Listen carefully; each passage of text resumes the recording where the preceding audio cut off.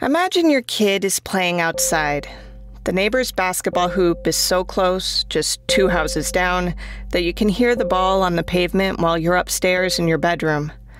Then there's a pop, the dribbling stops, and you rush outside to find your 12-year-old son with his arm nearly blown off, caught in crossfire that had nothing to do with him.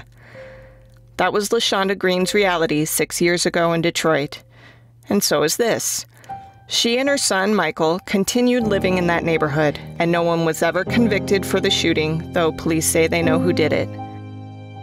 The suspect lives down the block, and one day, while talking about the shooting with a reporter, that man drives by and waves, and Michael instinctively waves back before realizing who's behind the wheel. Those are gangbang houses. I have no idea. That's Clay right there, actually. I didn't know it was on tees. That's one of the guys that was the suspect. Y'all just waved at each Michael other. didn't know. He didn't know that was him. until he rolled by. Interesting. From the team that brought you Accused in collaboration with The Trace, this is Aftermath, a podcast about gunshot survivors. I'm Amber Hunt. When you talk about guns and violence, Detroit is often one of those cities in America propped as an example of the worst of the worst. It's right up there with Chicago, with New Orleans, with Baltimore. Sometimes it feels reductive. I worked in Detroit for about 8 years and loved it there. Sure, I saw a lot of crime, but I was a crime reporter. It goes with the territory. Plenty of people live their daily lives in Metro Detroit only peripherally aware of the gun violence plaguing the worst neighborhoods. They go to work and they raise their kids just like anyone else. Detroit is bustling with family-friendly stuff to do. Ice skating on campus marshes, buying flowers at Eastern Market. The aquarium at Belle Isle was designed by Albert Kahn, one of the most innovative industrial architects in history. How cool is that? But it would be a lie to say that most lives in Detroit proper aren't somehow affected by the crime there. You learn things living in an area like that. You learn to watch your surroundings. You don't leave stuff in your car. You lock your doors and don't open them for strangers. And for Michael Green, you learn how to live just feet away from someone suspected of shooting you. When I go somewhere, I don't like if I sit down, I don't like my back against like the wall. I can't see nothing. And if I pump gas, I let it pump itself, and I just be looking around, I be on my head be on a swivel, or I just have my back against my car. And sometimes I have my back against my car because I can't see what's behind me. So I just always looking around. I always be aware of my surroundings. If I'm just looking, sometimes people just think I just be staring, no, I just be aware of my surroundings. And it's always been like that. To be clear, when Michael says it's always been like that, he means even before the shooting. This awareness he has isn't part of his trauma. It's part of his reality as a young man raised in Detroit. This episode of Aftermath will be a little different because it's as much about an environment as it is about an event. The backdrop matters. In some towns, deadly shootings are so common, the people living in their midst grow accustomed to them in a way outsiders can't comprehend. So we'll talk about Detroit, the only home Michael has ever really known. Michael is LaShonda Green's only child. A shipping technician clerk and caregiver, LaShonda had Michael when she was 27, but somehow manages to look more like his older sister than his mother, which kind of suits how they act together. Sometimes he think he's my little brother. Yeah. Yeah. Don't you? No. Yeah, sometimes. Or my daddy, he's either my brother, my father. Yeah. He was born in 1999 when LaShonda was married to his father. His dad's still part of his life. We met him briefly, but he didn't want to be interviewed. When the couple split up, LaShonda moved into her aunt and uncle's 1,000-square-foot bungalow on the city's north side. The house has been in the family for decades. Michael was very young. 1 or 2, because we moved here, when I divorced his father, Michael and I came and moved here. But I used to live here when I was a little girl with my parents. Oh, wow. Yeah, and then we left and moved over on the west side of Detroit. Well, it's still the west side, but 7 Mile area. Okay. And then when I got married, then we had a house, and like I said, we got divorced, and then me and Michael moved here. Okay. And of course, my auntie wasn't looking forward to that. but my uncle was. He liked it? Yeah, my uncle loved it. Good father figure? Oh, yes, Uncle Roy was like a father figure to him and a grandfather. She like a mother and a grandmother because I worked all the time. Yeah. Single mom, there's not Single really mom, a way yeah. around that. I had to make a way, find here. I was for him to get to school. I had to take him to school. I had to make arrangements for this, make arrangements for that. Or sometimes she'd take him to school. The family was tight on money, but stable. In fact, Michael's 18 now, and they all still live together. Aside from a semester he left the state for college, they always have. The neighborhood where they live is rough, and it's been rough for decades. They bought the house a couple of years after the 1967 Detroit riots, which were rooted in race and incredibly violent. 43 people died in the 5 days the riots lasted. More than 340 were injured. Michael's home sits less than a mile from the heart of this. It might seem irrelevant to bring up a 51-year-old riot, one that Michael himself probably knows little about, but in truth, what happened all those years ago still matters. It lingers. About 1,400 buildings were burned during those riots, and some of the husks remain.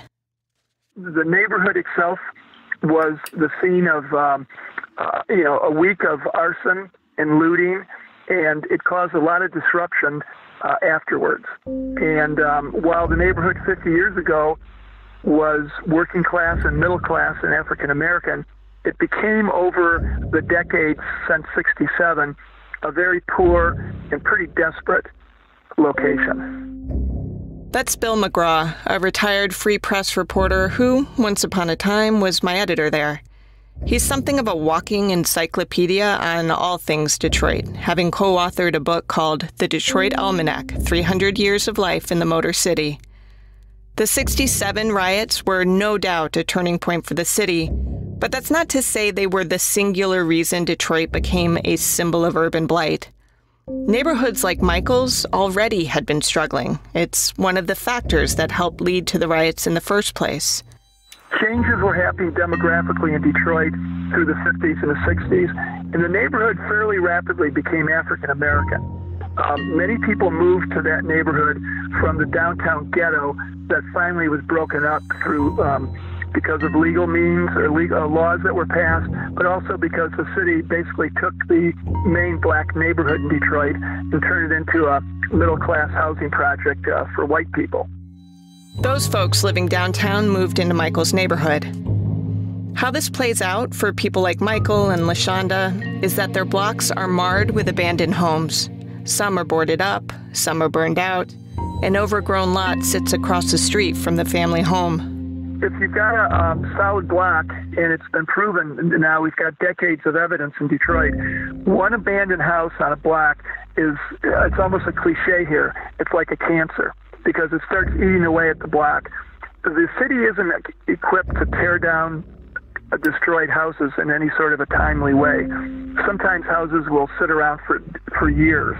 And so when they're abandoned, just the weather alone takes a beating on them. But then they're often a location for kids playing, for, let's say, drug use or other criminality. There's been a long record in Detroit of rapes, including schoolgirl rapes that have taken place in abandoned houses, and they often catch fire.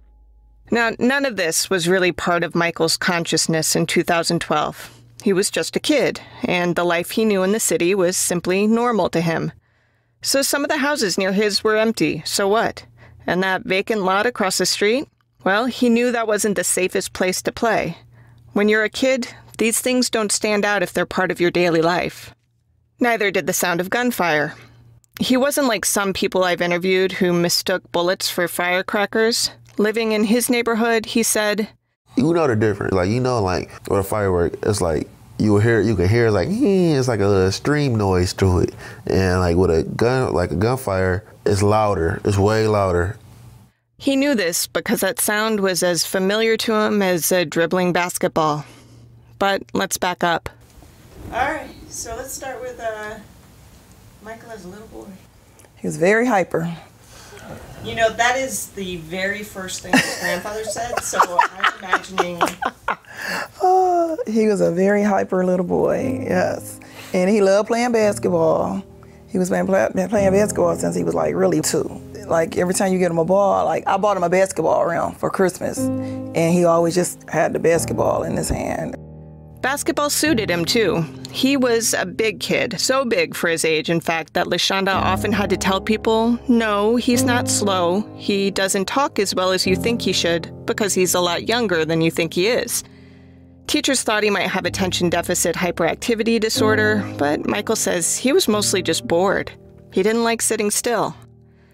Basketball was a chance to run around without getting in trouble, and when he was on the court, he was able to keep focused. He joined his first school basketball team when he was 7, and it was about that time that he started using the hoop a couple of houses down from his. The coaches told LaShonda her son was a natural. They would say, he knows the game. He knows how to play. He's like his coordination was a little off, but he knew how to play basketball. You know how some kids, some of them just play and just throw the ball. Michael actually knows how to play basketball. He knows the game. Yeah. Elizabeth Van Brocklin, my reporting partner, asks, How did you learn it? Just came natural, basically. Like I used to like watch a lot of basketball just on TV. That's all I used to watch, like basketball. That's all I used to see, basically. Like I just watched basketball or sports stuff. You know, it was funny the other night, him and I were talking, and I said, Michael, I was like, remember when Hawaii had that little scare? I said, and they only had like 20 minutes? I said, what would you do in 20 minutes? He said, go find a gym to play basketball. I said, what? I said, well, I'm gonna be praying. He said, I'm gonna do that too. I was like, you really love basketball, huh? It was mid-March 2012 when he asked to go play hoops. LaShonda immediately said no. Finish your homework first. Oh, come on, Michael said. I just have one thing left to do, and it's for art class. I can do it later. LaShonda relented. She moved her car to the street so he could play in their driveway. After a few minutes, he asked to go to the neighbors instead. She did the mom thing and asked him who all was there. The list was short, and she knew all the names. So she said, fine, go ahead. So then maybe 10 minutes later, not even 10 minutes, I heard boom, pow. So I'm like, wait a minute. The sound was coming from that way, which I knew that Michael went down the street that way. So I stopped and I got up and I ran down the stairs and I looked at the front door because the front door was open. And I looked and it was like a car was hit on the side. It was on my car. So I see this guy trying to get out on the passenger side, but he was stuck on my driver's door side because he couldn't get out. And at this point, I kind of jumped back and I'm like, wait a minute. The scene was a confusing blur. She knows now that a car driving by reacted to the gunfire and slammed into her parked car, which she had just moved to the street. But at that moment, all she knew is that her son was standing upright but had blood on him, and that she had heard what she thought were gunshots. This other car slammed into hers just added to the confusion. And it was like everything was moving slow. I thought it was a dream or something. So I stepped back and I was like, oh my God. I'm like, wait a minute, Michael down the street. So I went out the door and I ran in front of on the sidewalk. And I looked down the street and I'm like, Michael, I'm calling him. I'm like, Michael, are you shot? Are you shot? I'm up here calling him like, are you shot? Because in my mind was telling me, no, he's not shot. He can't be shot. He had blood on his shirt. He had on some black Nike shorts. I remember that, and a white t-shirt. And has blood all over it. And I'm like, that can't be his blood. The way she describes it, she was battling two reactions at once. One that insisted, no, this isn't happening. This couldn't happen. He's standing up, so he must be fine. And another that knew she had to get him to the hospital. So instead of me running towards my son, I run back into the house. And so I ran upstairs to grab my purse because in my mind, I'm like, I got to take him to the hospital. But I couldn't because my car, the way they hit my car, they were stuck on the car and they jumped out the car. The guys, whoever it was, they jumped out. So in my mind, I'm thinking that they were doing the shooting. I didn't know what was going on. She doesn't fully understand her reaction now. She regrets not running to him straight away. Her brain told her she needed to grab her purse first. Never guess how you'll react in that kind of situation, she says. You don't know until you're in it. Michael's memory is from a different vantage point. He remembers seeing a hand come out of the window of a black Taurus-type car driving by. He heard the first pow and tried to duck. But even at 12 years old, he was 5'8.5".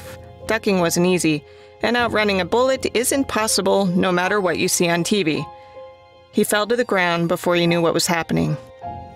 I just remember I asked my neighbor, I'm like, okay, help me, and I got up, and I had a lot of blood, so I would just put pressure on my arm because I seen a lot of movies, and that's how to keep the blood for losing a lot of blood. So I put pressure on my arm. Then I was looking for my basketball as well.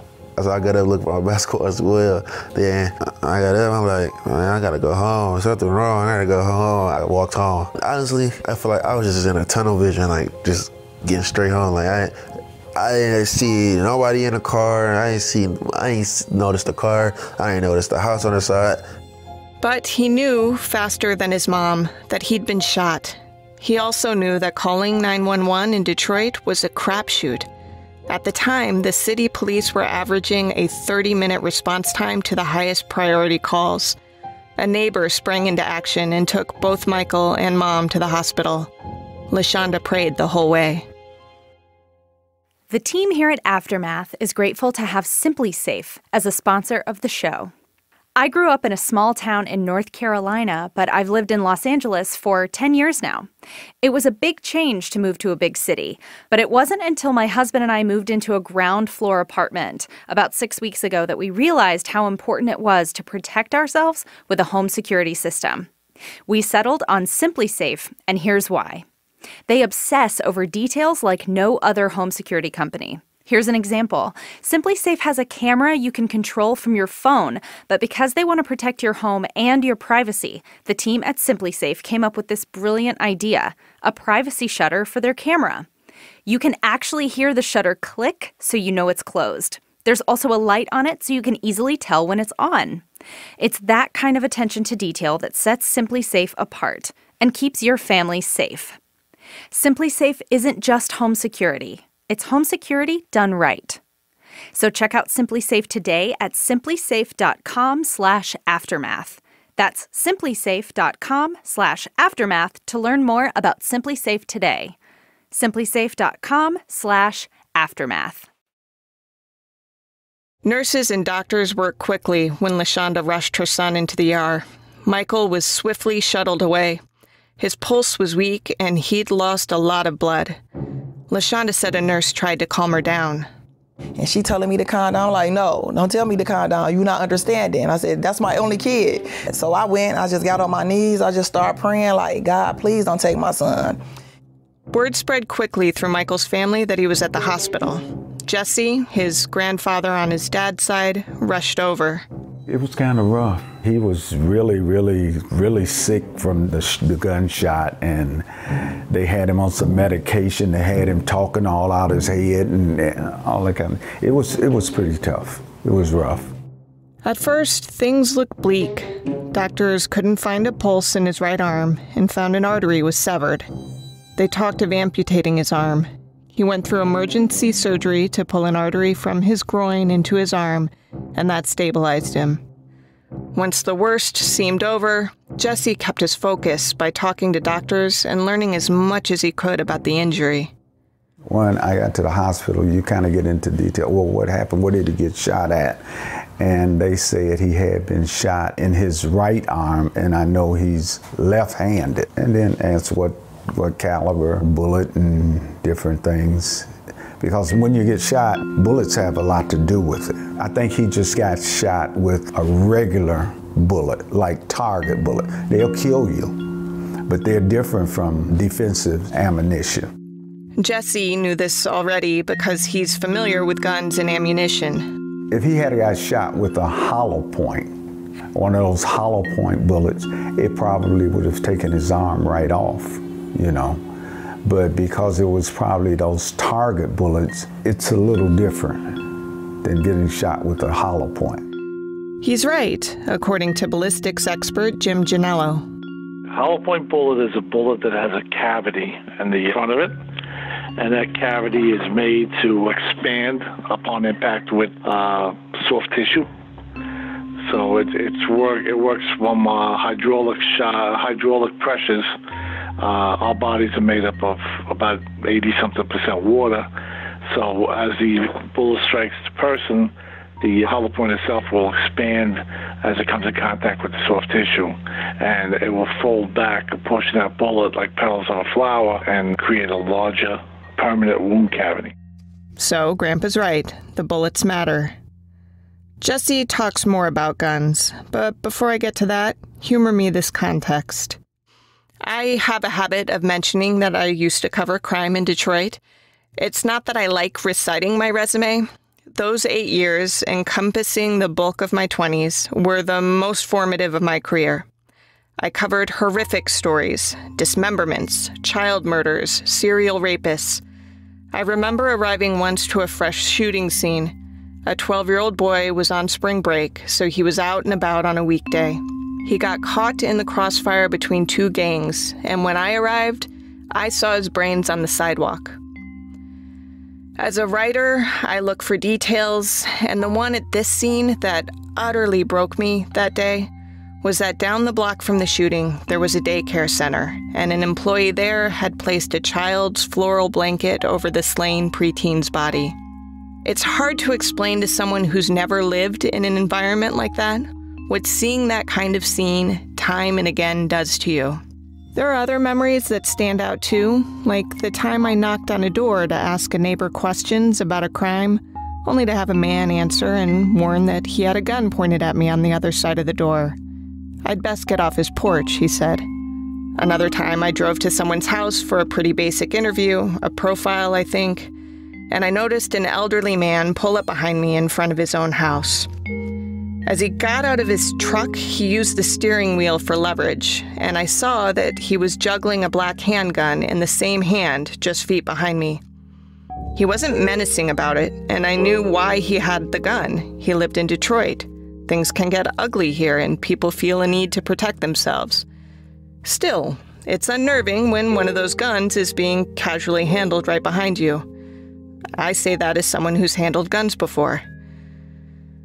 After work, I didn't get much reprieve, despite living a block outside of Detroit near 7 Mile and Harper Woods. My daily life there no doubt felt safer than Michael's, but I still heard gunfire on a nightly basis. I remember a triple homicide down the road.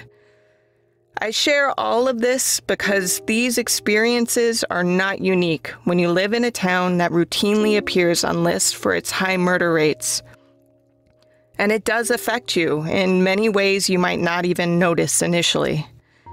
If you've never lived in a place like this, it might be hard to understand how guns are viewed here. They're simply a part of life. There's no other way to put it. Jesse knows this. That's why he has a daily routine worked out with his wife. She'll call. I'll open the side door. I'll go out, and I'll have my gun when I go out.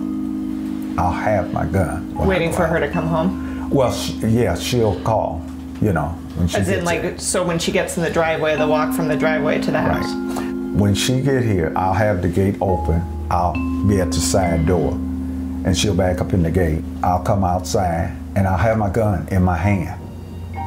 And then I'll lock the side gate and everything, and then we'll come in the house. I can't just, as she come up, just walk out there and not have a pistol or anything. And it's bad to live like that and for it to be like that, but that's the way it is. That's how some people live their daily lives. They're worried their wives can't safely walk the short distance from the driveway to the kitchen. Now, Detroit's had a rough reputation since even before it earned the nickname Murder City in the 1970s. And Jesse's lived there since long before that. But he hasn't always felt like he needed to carry a gun. I started carrying at least 10, 15 years ago. Everything just changed in the city. Everything just got really, really just bad. You always got to watch and look who's approaching and where they're approaching from. You have to be mindful. I mean, that's just the way it is, living in the city. He doesn't point to guns to explain why he feels so unsafe. He points to parents. See, I'm 73, And it goes back to these kids, they're not being raised. They don't raise kids anymore. He has, in fact, a rather old school view on what's gone wrong with kids these days. Anything, when you have a child, anything a child say or do from 1 to 2 is cute, funny, whatever. By the time he get 2, he start messing with things and bothering things. And that's where you got to start training him at 2 years old. Not beat him to death. His attention span is very short. You don't beat a child to death, but you got to start training him at 2. And if you get a child between 2 and 5 to 6 years old, you'll have him. You'll have him between 2 to 5 to 6. If you let him get away right in between there, you'll have a lot of problems. Kids just like a car. They run just like a car. You know, a car run good for just so long. And then it runs a little raggedy, and then you have to have it tuned up. That's just the way a kid runs. You tell them, and then you have to stop and tune that ass up. When you tune that ass up, then they start running good again. It's a process that you have to get a child through. I can't say a lack of spanking is what's causing violence in Detroit. In fact, there are studies suggesting that spanking does the opposite of what Jesse's claiming here. I can say, however, that a low clearance rate by police likely doesn't help. In Detroit, if you murder someone, you've got about a 70 to 85% chance of getting away with it any given year, according to the Murder Accountability Project. If there's any doubt what it means to people living in Detroit that crimes committed against them will likely go unsolved, just listen to Jesse. And see, that's another thing about this city. You think that if you see somebody do something in the city, you just think that, oh, you can get right up in court and say, oh yeah, he did it. I seen him do it. You can't do that, because it might be a whole little crew of them, and they'll come and burn your house down. And then the police will tell you, we know they did it, but we can't prove it. But what good does that do you? Because you get up and say, oh yeah, I seen him do it. He the one that did it. They might kill you, burn you. And that's when you let the criminal element take over here, you know. But as being John Doe citizen, you just can't do that. So what's the incentive to come forward? You're just putting yourself at risk? You're putting yourself at risk when you come forward. Right. You know, the police can't protect you.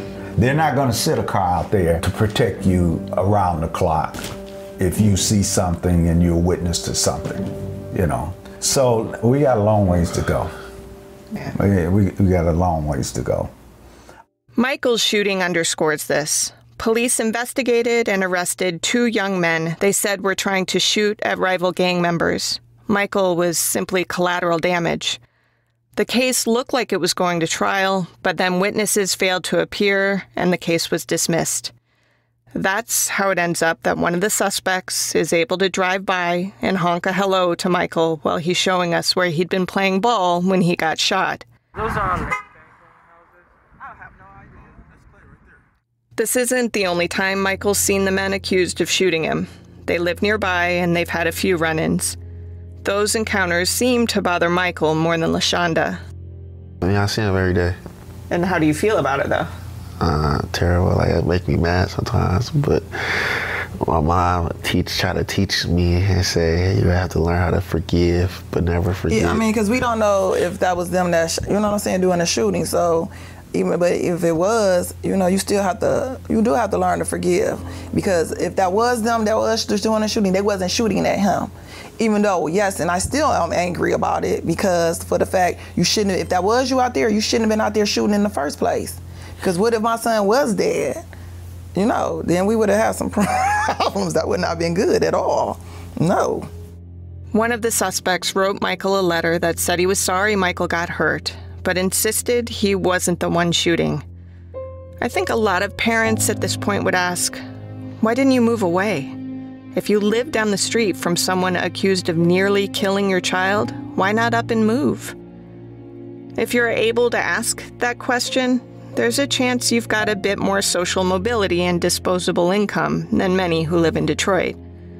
I mean, you just don't have the money to jump up and move into a better area, better schools and all that kind of stuff. It's unfortunate that it happened, but you have to roll with it. I mean, you live in the city, you have to roll with it, whatever it is.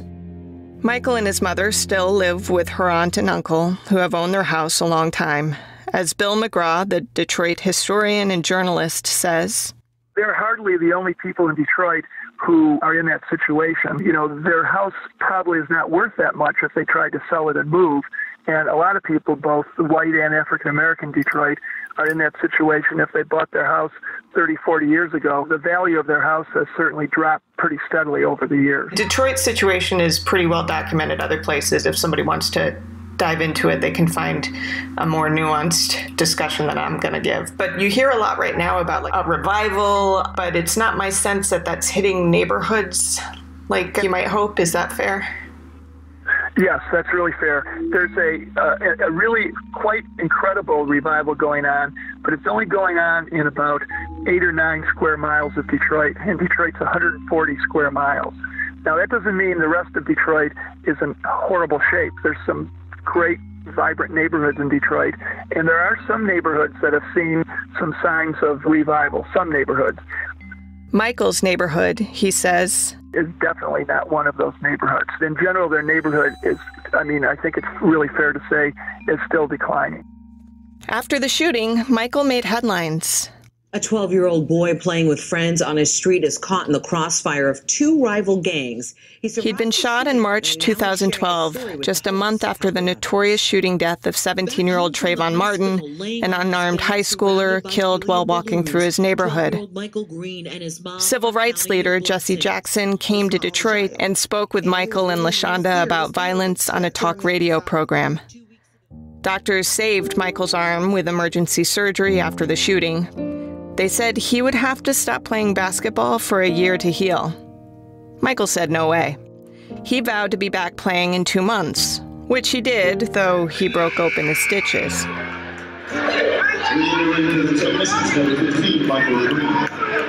That's him playing in 2017 for Cass Tech High School. Last fall, he got a basketball scholarship to a college in Alabama. He was excited to leave home, but he didn't love the school, and he missed his mom. He recently moved back home to enroll somewhere closer, but he still aims to keep playing ball. People who know him say he's a standout. Garrett the barber at Detroit Juice Barbershop has known him for 2 years. When we met up with Michael, he was sitting in Garrett's chair getting a trim. This is the first time I met him. What am I going to learn about him today? That he's tall. He's athletic. He's a pretty cool kid. You know, I cut a lot of young men in the city, and he's different from the normal ones. How so? Well, he has his head on straight. He's in school, and he faced that adversity, in the beginning of the childhood, and he just went through it. Yeah. He's still going. It's hard to tell physically that anything happened to him, but it took a long time to reach this point. His hand was like here, like this, and like bent forward. It was bent forward because he had they were talking about his ulnar nerve was damaged. But Michael his faith was so strong, he was like, I'm gonna be playing basketball. You remember that? Mm-hmm. And then that's when they realized it was the medium nerve, which it was like all in here, and it was like a branch. But thank God for the physical therapy, Ann and Katie. Mm-hmm. They were very good, yes. Because his arm, his arm was here. He couldn't even pull his arm straight. Pull your arm straight. His arm could not do that. Yeah, it was like all the way up here. It was always right. Michael straightens his arm for us. It's noticeably a little smaller than his left arm, and he's more ginger with it. But he does extend it pretty straight. After that healed, they realized he wasn't able to use his right thumb much. He had a tendon transferred into his thumb, which largely fixed the problem. The fingers are like more upright, like this point up, this one up, point up like that. You could tell the difference. And then later on, he had to get another surgery on his thumb because he couldn't oppose on his thumb. So they had to do a tendon transfer. Mm-hmm. They put the tendon right here. Yeah. His mom and grandpa say his personality changed immediately after the shooting. He had nightmares. He was scared of loud noises. The Detroit Free Press wrote a story about him 2 weeks after the shooting. He said he was scared to go outside. His family counseled him to get past it. Elizabeth asks, But it does seem kind of like you don't see a point for him aiming anger or animosity at the suspects. No, I just as a Christian, I try to still teach him how to forgive. You know, you still have to forgive people. And I mean, he gonna still feel however way he wanna feel because it happened to him, right? So I just try to teach him to look forward. You can't keep looking back to things, you know what I'm saying? You get stuck when you're looking back. And you like, oh, this, you know, you can get in a slump. No, I don't want him to be like that. In the aftermath, she wants him to be the boy she raised, a polite young man who holds doors for strangers, but still acts silly around his friends and family. I ask her, so what's the value in telling us your story? Because the whole thing is looking back at it. I'm assuming that there's some kind of value to being, you know, retrospective and being open about what's happened. Well, to me, if you ask me, it's to just to speak out to people that's been affected by gun violence, and speaking out to people that have been affected by gun violence, and just helping others, like telling people my story. Or families who lost their loved ones through gun violence. Yeah, and see if I tell my story, or people that's survivors tell their story, it can be useful to the younger generation, people that's upcoming in life. So that's how I look like at that. Yeah. What'd he say? Is the hope to maybe get somebody to stop and think before they're standing at the end of a street where a kid's playing basketball? Yes. I mean... Or anywhere. Or anywhere. Just, I mean, quit thinking that gun is the answer. Because guns aren't the answer at all. That's nowadays I notice that that's what the first thing people want to do is go get a gun. It's just terrible. Next time on Aftermath. It's like, you going home? It's like, going back to Colombia? No. Like, home where? Back to the hood? Back to where I got shot at? You're going back to the heart of East Oakland, where motherfuckers get killed all the time. And you're gonna be on a wheelchair. So take care of yourself. That's what the doctor told me. Aftermath is the result of a partnership between the Cincinnati Enquirer, part of the USA Today network, and The Trace. It's reported by Amber Hunt and Elizabeth Van Brocklin, edited by Amy Wilson, and produced by Phil Didion and Amanda Rossman. Music is by Andrew Higley. Intern Brianna Rice assisted. Some episodes include additional sound courtesy of awesome local journalists. For full clip credits, go to our website. The podcast was supported in part by a fellowship from the Dart Center for Journalism and Trauma at Columbia Journalism School. For videos, photos, and more, go to aftermathpod.com. You can follow us on Twitter at AftermathPod or find us on Facebook.